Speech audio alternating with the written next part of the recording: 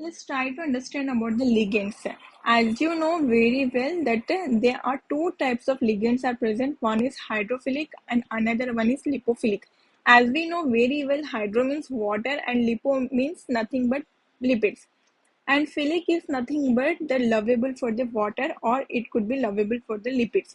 Here, when we try to understand more example for the hydrophilic, there are insulin and adrenaline are the example for the hydrophilic, and estrogen and steroids are the example for the lipophilic condition. When we try to understand what really happening inside our cell, so we are giving this name. See, there are two types of conditions are present. One condition where the lipophilic, which is able to cross the plasma membrane. Here you can see this is our plasma membrane, this is whole our cell.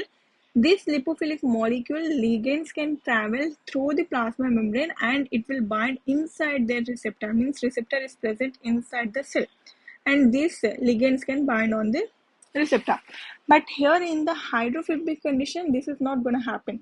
It will bind only on the surface region. This ligand won't be able to go travel from the plasma membrane. So they have to go on, just stay on the plasma membrane surface region only. So for that, we need to send this message inside the cell, right? This is message should need to go inside the cell. For that, we need some another molecule so that the message can go. So here we are having CAMP, CGMP, IP3, DAG, and calcium. They are our secondary messenger who are responsible. You can take the example like calcium. Calcium will take the message from the receptor which is present on the plasma membrane, and it will work as a secondary messenger. After it will take the message, it will give message to the another factors protein so that the cell can do all the processing work. Okay, and who's taking that all message is known as receptor. That receptor is also known as G protein. You have to tell me what is the exact name is for another name is given for the G protein. If there is a one single subunit is present, we are calling it as a monomeric condition, and if there is three subunit like alpha, beta, and gamma is present, we are calling it as a trimeric condition.